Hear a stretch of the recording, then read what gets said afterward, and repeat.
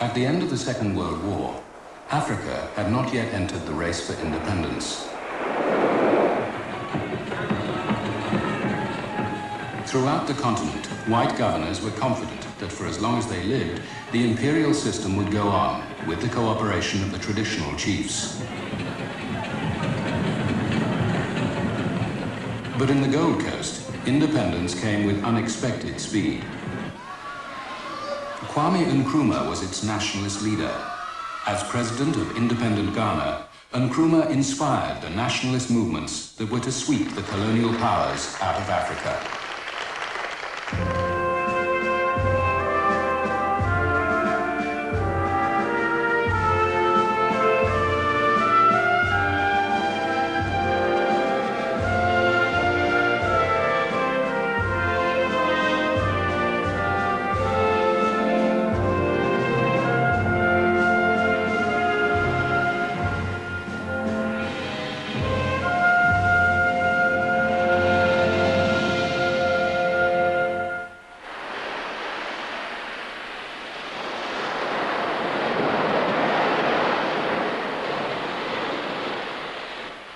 200 years ago, the British and Africans prospered together, selling gold and slaves. Then the Gold Coast became the world's biggest producer of cocoa. It was seen as the model colony, but in February 1948, the complacent British rulers suffered a terrible shock. A violent incident took place in Accra, the capital. A demonstration of 2,000 people protesting against the poor treatment of ex-servicemen got out of control. 12 policemen had the job of stopping them from getting to Christiansborg Castle, the home of the colonial governor. The two sides met at Christiansborg Crossroads. When we got to the crossroad, we were held up because we were then marching in the columns. And then what we saw was a resistance from the British Superintendent of Police, Mr. Emery, who would not allow us to further our advance to the castle. The crowd in front were very close, perhaps 20, 25 yards, I don't know. I gave the order to fire, and nothing happened at all. We were obviously going to get overrun at any moment. And I retreated back onto the firing party and tore a rifle out of the hands of one of the men, and I myself fired at a man in front who was urging the crowd forward, and he was killed. And I think I fired a total of another 5 shots. And the crowd turned around and made off. By nightfall, the city of Accra was in flames. Looters had stripped the stores of their goods, and rioters had opened the jails and released the prisoners. European women and children had been evacuated to places of safety. Within days, rioting broke out in towns throughout the colony. 29 died, and over 200 were injured. It was a terrible sight, because going through the streets, all the windows were smashed. People were wandering around, I think, very happy with having had some drink. And so many cars had been turned over. We brought out the fire brigade, but there was little we could do. We did save a few buildings from burning, but some of the citizens were actually slashing the houses with cutlasses, so we had to arm the fire brigade. The executive of the United Gold Coast Convention, the party of educated professionals, immediately sent a telegram to the Colonial Office in London. This thing happened on the Saturday 20th. On the 29th, the leaders of the convention saw a government official in the person of Jimmy Moxon and told him exactly what we had done, that we had sent a telegram to the Secretary of State asking that he should send a commission, for the government had broken down. Police unable to protect life and property since early afternoon yesterday. Governor Creasy to be recalled and relieved of his onerous and impossible burden. The convention leaders offered to form a government. The governor, Sir Gerald Creasy, surprised them with his response. We were not expecting to be arrested, but we were arrested, and we weren't very angry because they came and said, well, we don't really know whether you are the cause of it, but your presence here does not seem to conduce to peace, so we'll take you away. Oh, I think it's not unfair to say Creasy panicked. You see, it was a situation which was totally beyond his previous experience. He had been in charge of the African division, but he had never served, as far as I know, in any capacity in any overseas territory. And he was just simply bewildered, and he just sort of threshed around trying to clutch at straws here and there. When the news broke at the Colonial Office that Saturday evening, the whole African department was called in. They feared that the situation was out of control and that the governor was losing his grip. There were too many telegrams, and all marked most immediate, which had to be dealt with instantly, day or night. And we felt that the messages in those telegrams might have been referred to some of the other people on the spot who understood the African mind much better. The Labour government had been trying to give a share of power to Africans in all the British territories, but the old hands who ran them would have none of it, and to the French, Belgians, Portuguese, Spanish and Italians in their colonies, such ideas were beyond belief. Now the riots in the Gold Coast gave the Labour ministers their chance. They sent out a team, headed by Aiken Watson, a Labour Party supporter and lawyer, to say what should be done. His report said frustration over high prices and slow progress in housing, education and African political rights demanded action. Watson proposed that over the next 10 years, self-government should be introduced, with one man, one vote. Exactly what the colonial diehards said would undermine both British rule and political stability in Africa. The Colonial Secretary, Arthur Creech Jones, accepted the report. I think it was the turning point in British policy in Africa because the courage which Creech Jones as the Colonial Secretary and Andrew Kane as the head of the African section of the Colonial Office showed in determining to go straight through with accepting its proposals created a momentum which led inevitably to independence for Ghana, even though the Labour government by that time had disappeared. This reversal of policy led to 5 out of 6 of the men who had been jailed after the riots being picked to join an all-black committee to say how the country should be governed. The British believed that they would now have to share power with this moderate, educated elite if they were to keep their influence in Africa. But while the committee were preparing their report, there was a split in the ranks of the convention.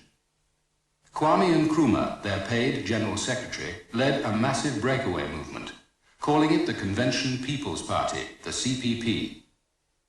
From the moment he'd returned from England 18 months earlier to work for them, Nkrumah had made his strategy clear to the convention leaders. At the first meeting, Kwame explained to them very clearly the sort of program which he was going to follow. He recommended that there should be a very strong organization and that there should be branches all over the country, and that their demand for self-government should be backed with demonstrations, strikes, and boycotts, which of course the UGCC leaders did not like, nor were they enamored with his fiery speeches and trenchant articles against imperialism and decolonization. And therefore, those of us who were close to Kwame were not looked at in a favorable light. He had come encouraged by some of our friends in England to watch the people he called reactionaries. And actually, talking to him, I got the impression that he was not going to be with us for long. Or he regarded most of us as being reactionary. The aristocratic leaders of the convention were professional men who had never been at ease with the semi-educated people who were about to get the vote. Kwame Nkrumah had been born in a poor fishing village, but he'd worked his way through universities in America and England, where he led African student movements. He demanded immediate self-government from the British and challenged the traditional authority of the chiefs. Nkrumah championed the interests of the common people and knew how to appeal to them. Well, Nkrumah was a very good public speaker.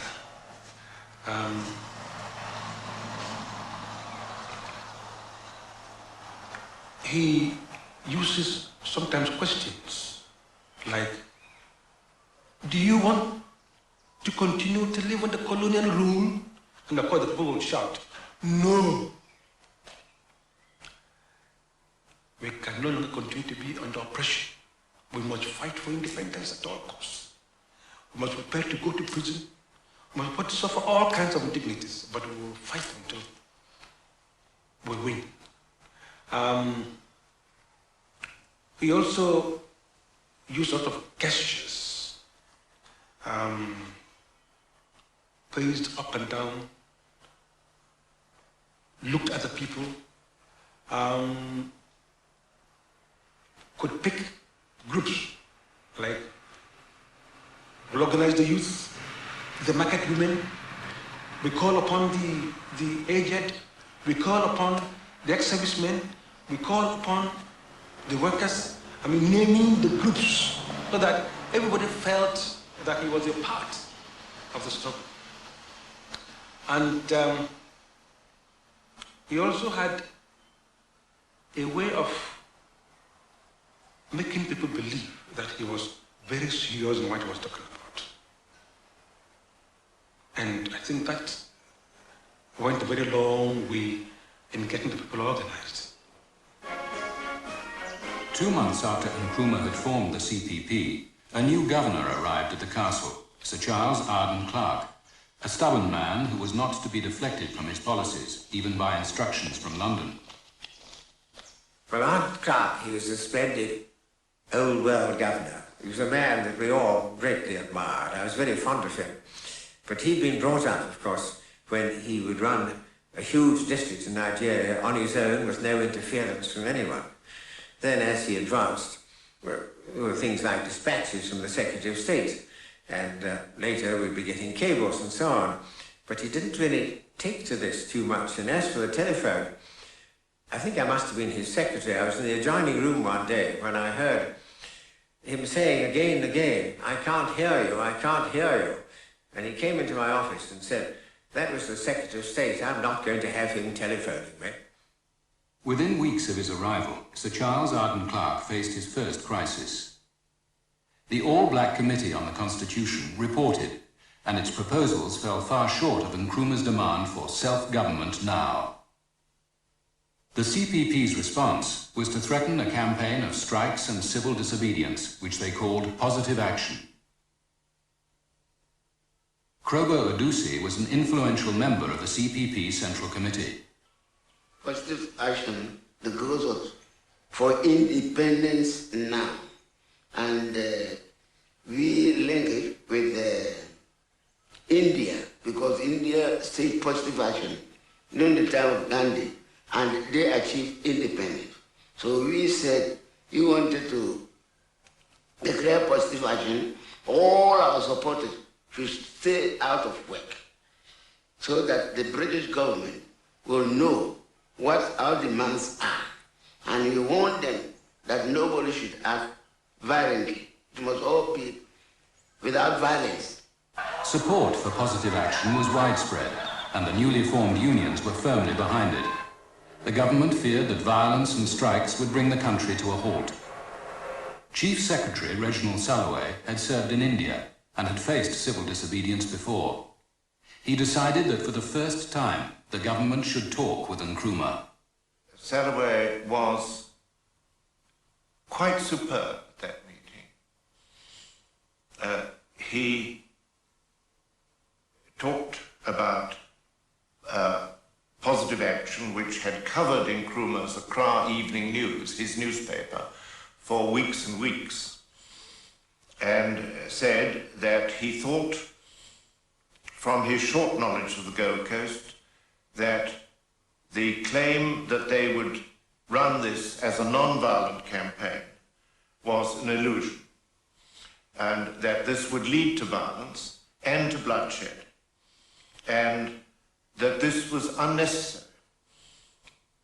There had been the Kusi Commission, which had promised within 6 months general elections. And Reg Salovey said that if your claim to represent the vast mass of people in this country is substantial, then put it to the test in 6 months instead of putting the country to violence straight away. And that is a clear choice that you have. But if you choose to launch positive action now, I tell you it will end in violence, and any bloodshed will be on your head. After the interview with the Chief Secretary, Reginald Solway, had failed to give us the answer we required, Kwame went to the arena. In fact, the crowd had already gathered there, and there he declared positive action. The thing had been very effective. The opposition was telling them that they can't do it. But when it became so very effective and spread throughout the whole country, even in the north, then they felt it that the thing was serious. They were creating a great deal of trouble, turning against the chiefs, turning against government officials, and creating a state in which you could do nothing except stop it. And stop it we did. I attended a meeting with Arden Clark and Brannigan, the Attorney General, and we decided that there had to be declaration of a state of emergency, and so all the ringleaders were immediately arrested. This was done very rapidly, almost overnight. About 100 people were taken into custody. There were no deaths, except of 2 policemen, and the whole affair fizzled out in a matter of a few days. With the CPP leaders in jail, the British expected that the convention would have a clear run to victory in the forthcoming election. But it was not to be so easy. By a remarkable coincidence, as Kwame Nkrumah entered prison, one of his most trusted lieutenants was coming out. Komla Bedema had completed a 6-month sentence and immediately set about repairing the damage to the party. Well, I realized that somebody had to keep Nkrumah's image before the eyes of the people, and I felt that was my duty. To the extent that I had a life-size photograph made of him, which I carried as part of my paraphernalia, going around the country. Erasing it, I let people see, this is the man who is in jail. We must go on fighting. His body is in jail, but his spirits must go on. Bedema had a genius for organization, and soon the CPP colors were everywhere, even on Self-Government Now dresses. Bedema reminded the people about their absent leader languishing in jail, and invented a new honor, the title of prison graduate. Well, when I came out of jail, my father and Mr. A.Y.K. Jin were the only 2 people who met me at the prison gates. I didn't like that.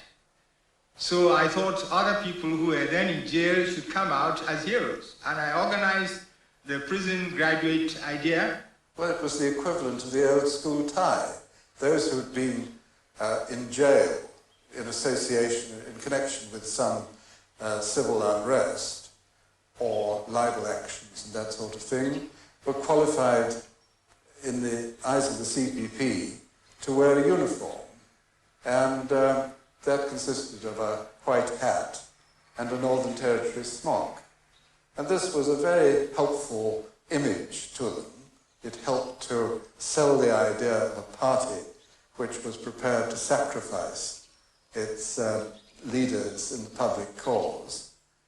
The first few had maybe 100 people, but after the first 2 or 3, they came out in thousands to meet them. And we paraded the streets without a permit. We paraded the streets, and the government didn't begin to like the idea, so they thought they should stop us, but the nationalist tide was moving so high, they didn't want to do it by force. First, they thought they could leave a prisoner go sometime before he was due to come out officially. So I remember the first instance, we went to his house. He had been left about 4 o'clock in the morning. We went and brought him to the prison gate and performed our ceremonies. In February 1951, the election was called. Vedema organized the CPP campaign. The prison graduates drummed home Nkrumah's slogans. We prefer self-government with danger to servitude in tranquility. Above all, there was one clear demand: self-government now. Self-government now. The CPP campaigned in a new way. They were prepared to sleep on verandas with the boys, popularly called veranda boys, because most of them were sleeping in verandas at the time.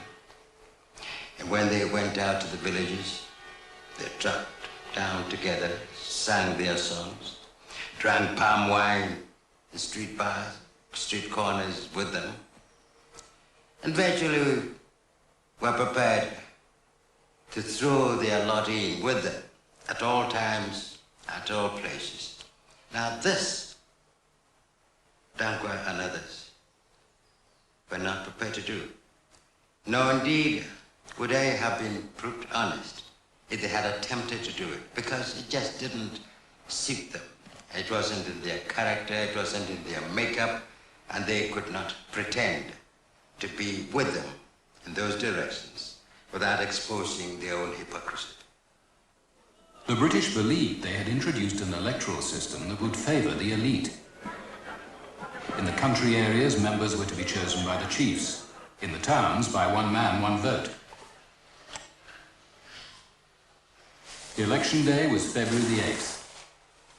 I remember that night very clearly, even after 30 years. The crowds were milling on what is now, well, it was the old polo ground. There were thousands of people there waiting anxiously for the results. At about soon after midnight, the final results were known and the CPP had won by a large majority.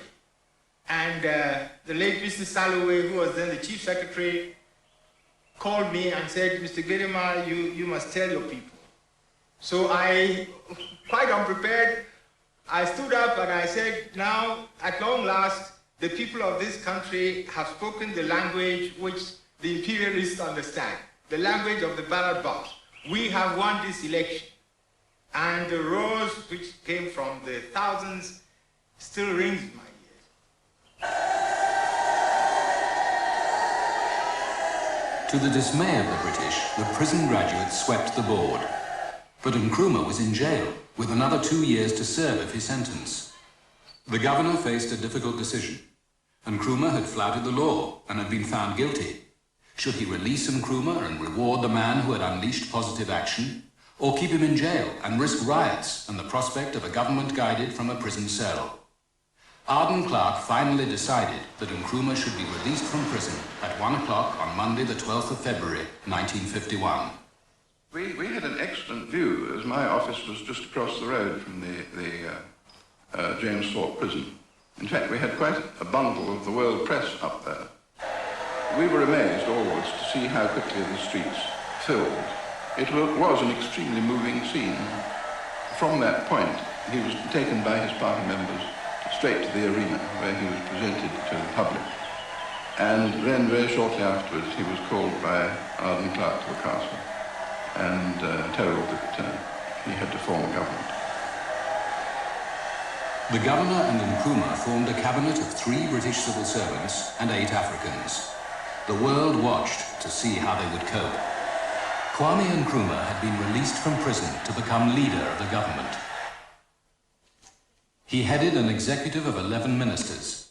The 3 British civil servants controlled finance, defense, and justice. The new African ministers controlled the rest. Well, basically, they hadn't done any kind of government job at all before, and they hadn't really understood that they had to work regular office hours. And the idea was to go off and address public meetings, like good politicians, they thought. I must say that it's not an easy transformation from an agitator to a responsible cabinet position. But we had to realize the fact that we were no more on the soapbox or on the platform, but we had to see that the affairs of this country were properly run. That was not easy, but within months we had got that image imprinted on ourselves. As we went along, we never directly opposed any particular minister in any of the things he wanted. We found that by talking through and round a subject, one got general agreement. I've no recollection of the governor at any time having to put any question in Executive Council to a vote. So I think that shows that we were able to establish an extremely good relationship with the African ministers. Arden Clark and Nkrumah were at first suspicious of each other, but they soon formed a close partnership, and together they plotted a careful course between the conflicting demands of the Colonial Office and the CPP. There was harmony. There was great harmony.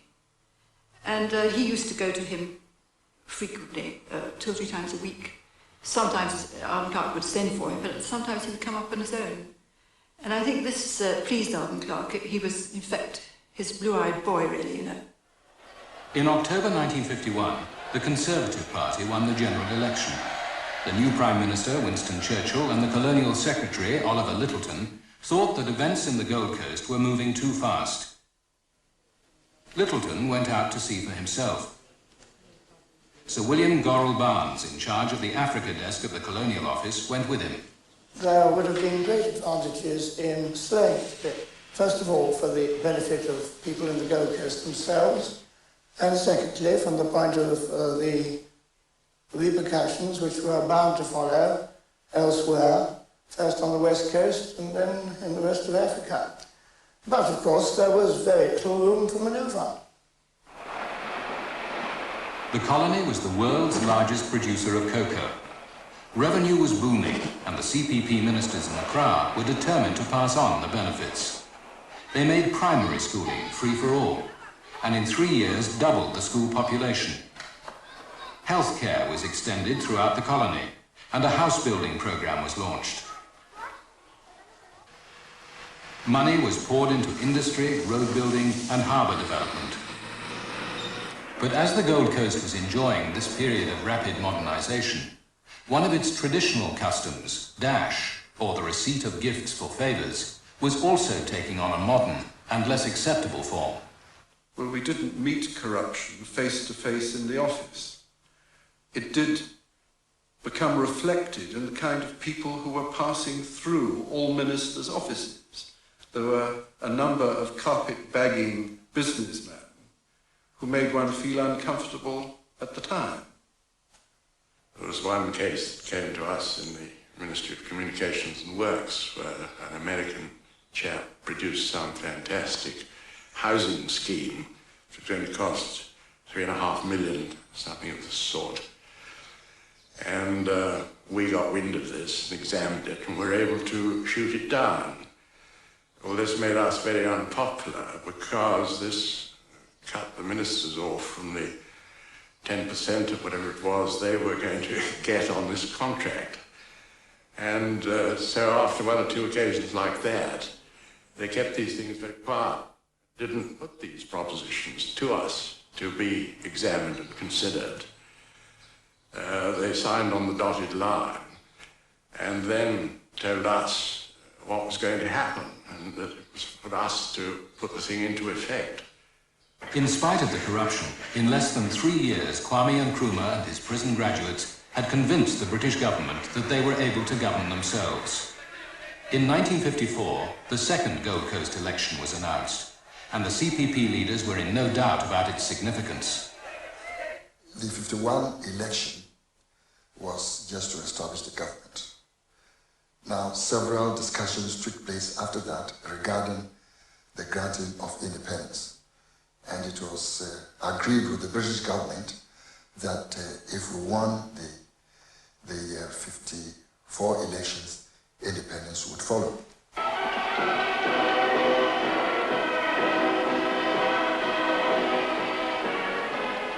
With independence in sight, Nkrumah and his ministers launched their manifesto in Accra Stadium, telling voters, vote CPP and we'll finish the job.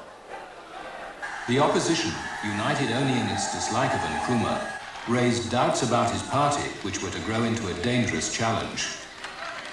One opposition candidate was Nancy Tsibu. CPP was a bit corrupt at that time, and money was all. And if you didn't belong to it, you were not given any share of whatever was happening in the country. So we kicked against it. My campaigning was more or less on moral issues, because at that time, the youth were up against the elders and the chiefs of the country. And as a woman, we didn't like it that way at all, because in our tradition, we respected our elders and especially our chiefs.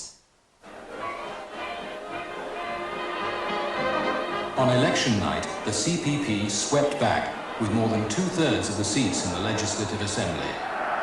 Independence seemed a step away. Freedom! It is now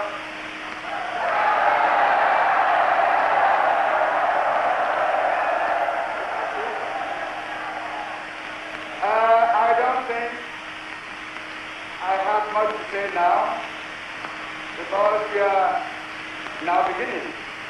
I want to thank the men and women of Accra for their great support. Again, I thank you all. Let's hope for the best. Freedom.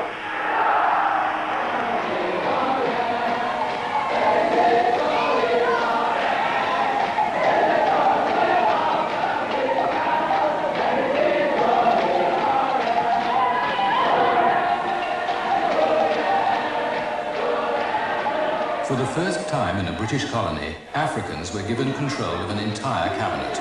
There were no British ministers. On this eventful occasion, my colleagues and I are very happy to be the first members of the first African cabinet. The people of the country have reaffirmed their confidence in us and have given us the mandate to carry on and finish the job. Nkrumah's hopes for a trouble-free transition to independence were soon destroyed by the leaders of Ashanti.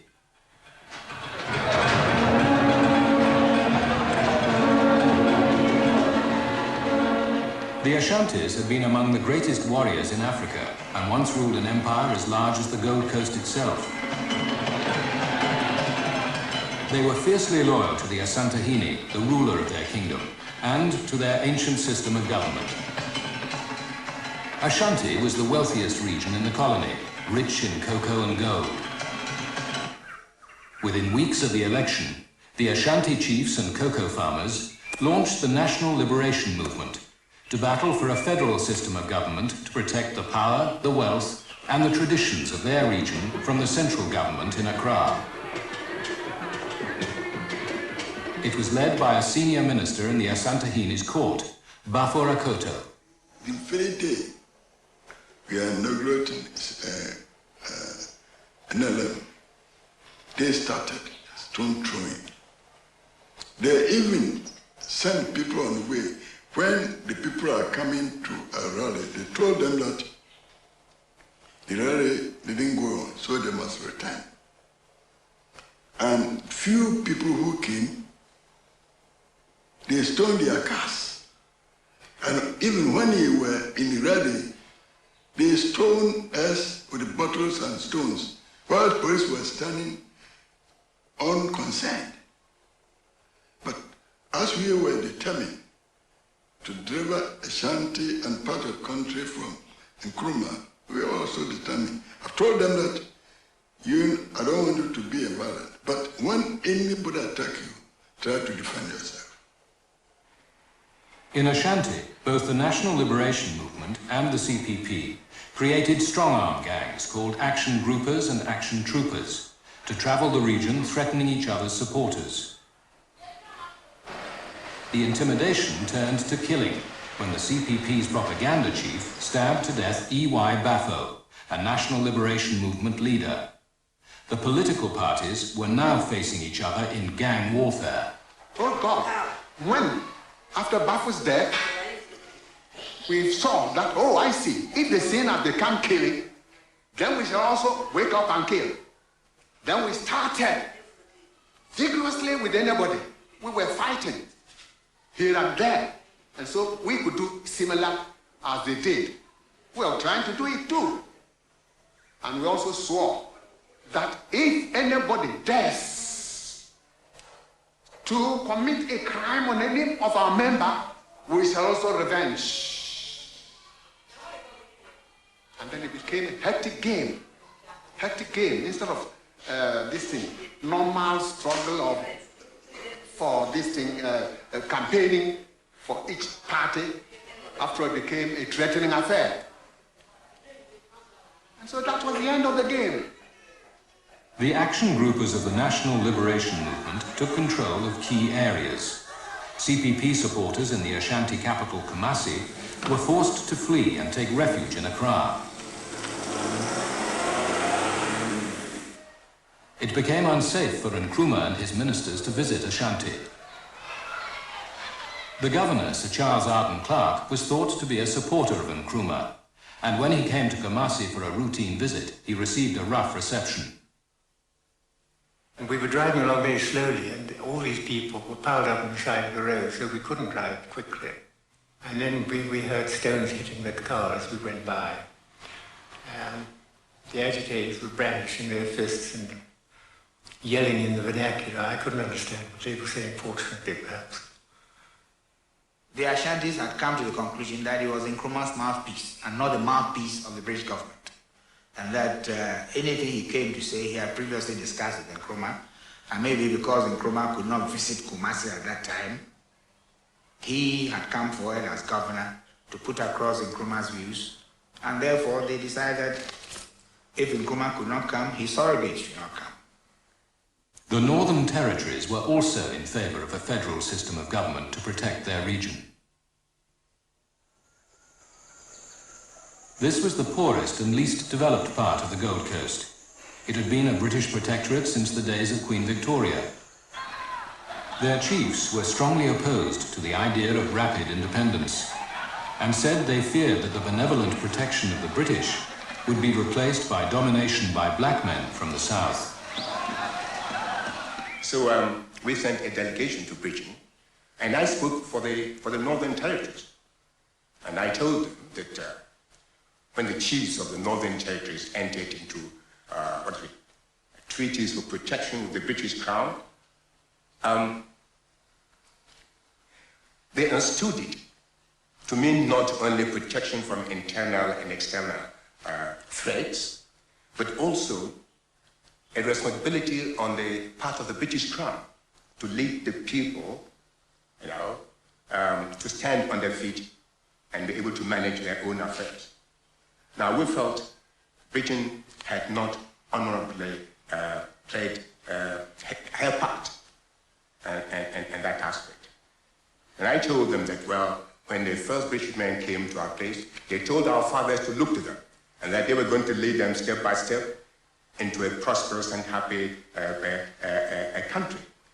And they believed them and felt the white man never lied. I used that expression. I said, they believed the white man never lied, but it appears you are going back on your word, which means you are going to lie to them to use that word. So I thought Britain had a moral obligation, to help us out of our present difficulty. In Ashanti, the violence was getting worse. It spread to Accra and even reached the Prime Minister's house. There was a very strong smell coming up from below. And I thought at the time, it's a bit off to think this is the Prime Minister's residence, all this dreadful, you can't even sort of sit and chat without this dreadful noise and the awful smells coming up. And suddenly a terrific lot of smoke came up, sort of, yellowy, grey smoke, with a very strong smell of, what I said, it smells like fireworks. And as soon as I said this, two of these chaps said, "My God, fireworks," and jumped up and went downstairs, and they'd hardly got to the bottom of the steps when this terrific explosion happened. and there was a dreadful shattering of glass, you know, and all sorts of things. But miraculously, nobody was hurt. The police told Nkrumah there was enough gelignite to destroy the building. After 2 years of violence, the National Liberation Movement campaign had convinced the Colonial Secretary, Alan Lennox Boyd, that yet another election must be held. Nkrumah sent his 2 most trusted colleagues to resist. Now, we had gone to London to try and convince the Secretary of State that it was not fair to us, having fought an election in '54, barely 2 years later, to have to fight a second election before independence. When we arrived, we found Lennox Boyd absolutely unyielding. And he disarmed us by saying, look, gentlemen, Mr. Botio, Mr. Benema, if I must put the Ghana Gold Coast Independence Act before Parliament, they must be prepared to back me. I can't go and have it rejected. And their condition is that they would like to hand over to the majority party in the country. And reports they had been having were to the effect that the CPP had lost its majority. We tried to convince him that this was not true, but he would not yield. The CPP faced an opposition united behind a clear demand. They wanted a federal system of government to give power to the regions and prevent domination from Accra. Among the National Liberation Movement's chief campaigners was Joe Appiah, a former close associate of Nkrumah, who had defected to the opposition. He recalls what he told the voters. Basically, I told them of the corruption. I told them the burden, tyranny that we could foresee ahead. I told them why we had struggled for independence. I told them we did not want to sack the British Raj in order to substitute a black Raj.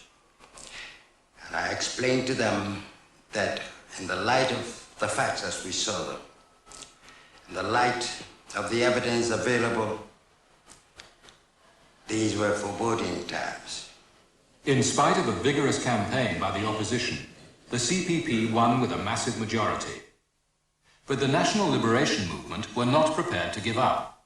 They refused to take their seats in the Legislative Assembly, refused to discuss independence, and told the Colonial Secretary, Alan Lennox Boyd, that although they'd lost the election, they won the argument for a federal constitution. Our argument was that we had carried overwhelmingly the northern region, we had carried overwhelmingly the Ashanti region, we had shared the honours equally with the CPP in the Transvolta Trust Territory, and that the only areas where they had won decisively were the 2 eastern and western regions.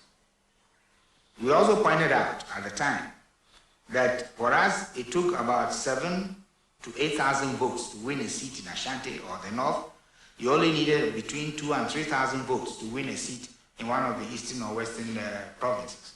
So we were claiming then that out of the 5 regions, since we had effectively carried 2 and shared the honours with the CPP in the 3rd, there was a strong case for a federal constitution.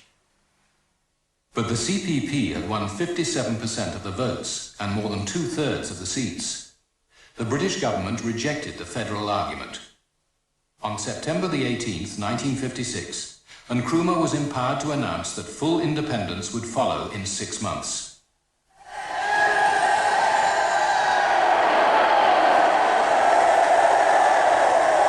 In Ashanti, this provoked a furious reaction. They talked of breaking away from the Gold Coast and renewed threats of violence and disorder. Lennox Boyd, worried by reports that the colony was on the brink of civil war, decided to see for himself. From all over the region, Ashantis travelled to Kumasi to make their strength of feeling known to him. We were greeted by a crowd of, 10,000, many thousand Ashanti, chanting and wearing banners, some of them dressed in brown, the colour of mourning. The banners saying things like, British don't go, we don't want independence, 5 weeks before the declared date for independence. And there was a great deal of noise and shouting, display, but not, in fact, any misbehaviour, I don't think. That night, the Asantehene was able to talk to Lennox Boyd at a dinner arranged by Colin Russell.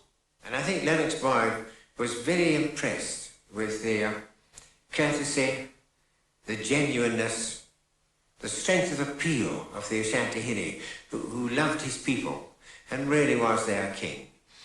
And I think Lennox Boyd wanted to do what he could to help the Ashantis. In other words, just like myself and the other administrative officers in Ashanti, we wanted to help the Ashantis. Naturally, we wanted to see independence coming, but we did want to see some safeguards for the Ashanti. Lennox Boyd flew back to Accra, convinced that some element of power for the regions must be included in the new constitution. Well, Lennox Boyd came smartly up against an immovable object, namely the governor, who was in no way disposed to see anything altered at that stage. No detail of his plan. And although I think they had some fairly amicable discussions, Arden Clark, who was a pretty persuasive fellow, I think managed not exactly to persuade Boyd, but to insist that his point of view was the only correct one. And if Boyd started tinkering about with the Constitution at this late stage, then there was going to be trouble, and there would have to be gunboats and things like that. Lennox Boyd returned to London and insisted that Nkrumah's two most powerful ministers be sent to see him. He told them that regional assemblies would be included in the new constitution. That was the price of independence. At a London press conference, they appeared to have accepted this with good grace. Well, the constitution which has been laid before Parliament is not different in any way from either the constitution of Canada, or Australia, or Ceylon.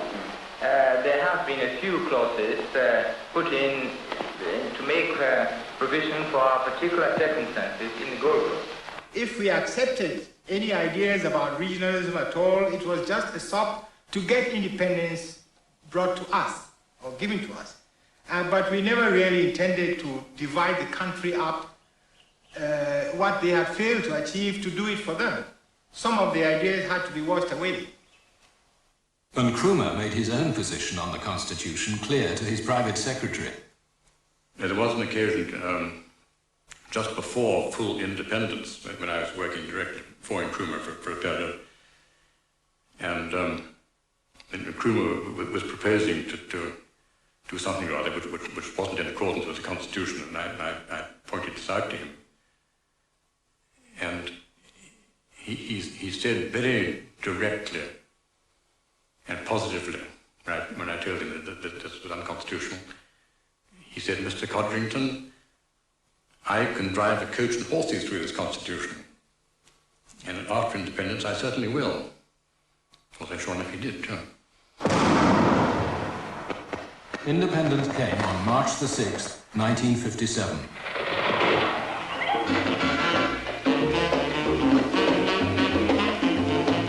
The doctor began as agitator, then he became popular leader. He continued to go further, and now he is Ghana's Prime Minister. Ghana is the name. We wish to proclaim, we will be jolly, merry and gay, the 6th of March, Independence Day. Ghana was the first black African country to win its freedom. Within the next 10 years, another 31 were to gain independence. The battle has ended. And thus, Ghana, your beloved country, is free forever. Now, there is a new African in the world.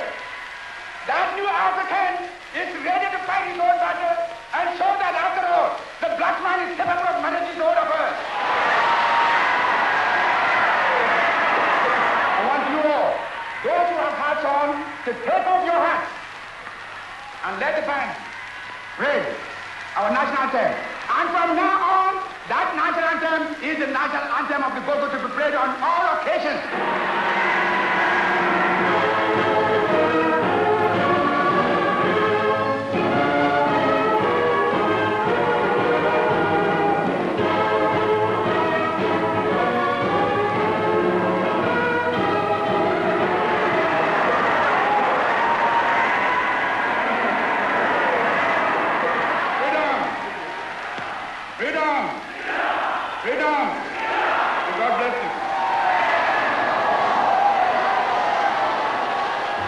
Day will never be forgotten.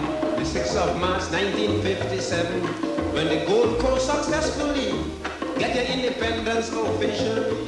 Ghana, Ghana is the name. Ghana, we wish to proclaim. We will be jolly, merry and gay. The 6th of March, Independence Day. There's a hardcover book of this series available from the ABC shop in your capital city. End of Empire will return in 2 weeks. Next Sunday we'll bring you the premiere of Wagner's epic music drama The Ring, beginning with the Rheingold. Don't miss the simulcast of the controversial Bayreuth centenary production of Part 1 of Wagner's Ring, next Sunday at 8:30. Stay with us now for our stereo special, Shorty and the Chicago, following the news. Proclaim, we will be jolly, merry and gay. The 6th of March, Independence Day.